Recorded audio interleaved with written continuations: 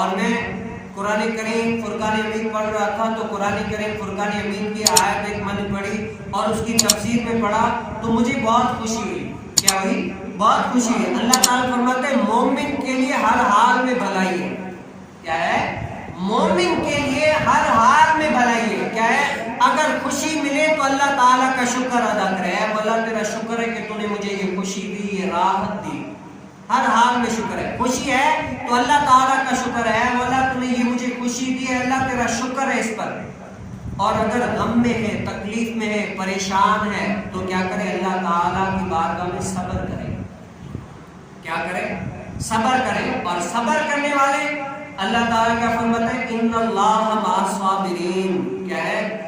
جو صبر کرتا ہے میں اللہ اس کے ساتھ ہوں. ان اللہ مع الصابرین، بے شک میں صبر کرنے والوں کے ساتھ ہوں. میں نیکی کرنے والوں کے ساتھ ہوں، یا میں کسی معذب بندے کے ساتھ ہوں، یا میں ایسے بندے کی یعنی کسی کے ساتھ بھی اللہ تعالیٰ نے یہ نہیں فرمایا کہ بڑا سے بڑا عابد ہے، بڑے سے بڑا عالم ہے، بڑے سے بڑا تہجد گزار ہے میں اس کے ساتھ ہوں. صراحت کے طور پر اللہ تعالیٰ نے یہ نہیں فرمایا. لیکن جب بات آئی صبر کی، کیا آئی؟ جب بات آئی صبر کی تو اللہ تعالیٰ نے فرمایا ان اللہ مع الصابرین. جو بندہ صبر کرتا ہے میں اللہ اس کے ساتھ ہوں. جو بندہ صبر کرتا ہے میں رب اس کے ساتھ ہوں. بتاؤ جس کے ساتھ رب ہو اس کو کچھ پریشانی ہو سکتی ہے؟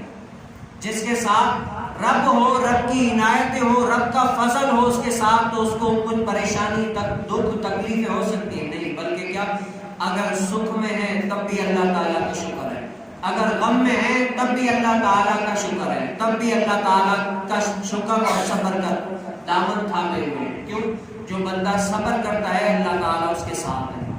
آج کتنی ساری مہنگائی ہو گئی، غریب یہ وہ بالکل پریشان ہے، لیکن کیا اس اللہ کے فرمان پر عمل کرتے ہیں. ان اللہ مع الصابرین.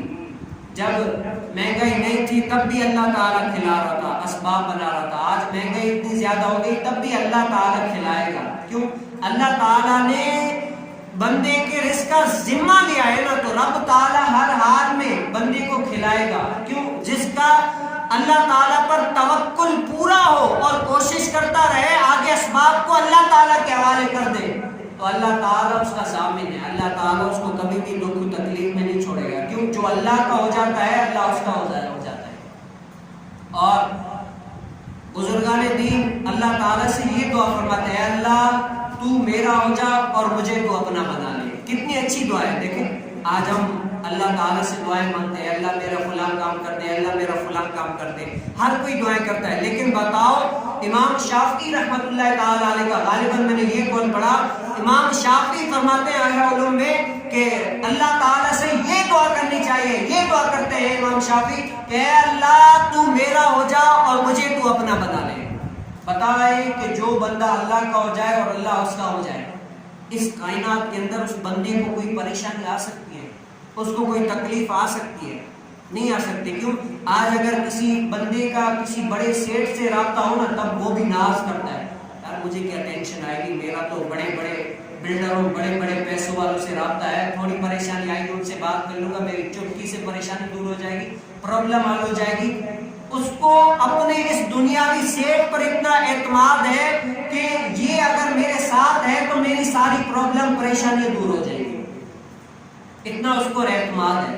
لیکن مجھے اور آپ کو اپنے رب پر اتنا اعتماد نہیں کہ رب تعالیٰ نے فرمایا کہ جو بندہ صبر کرتا ہے ان اللہ مع الصابرین. جو بندہ صبر کرتا ہے میں اللہ اس کے ساتھ.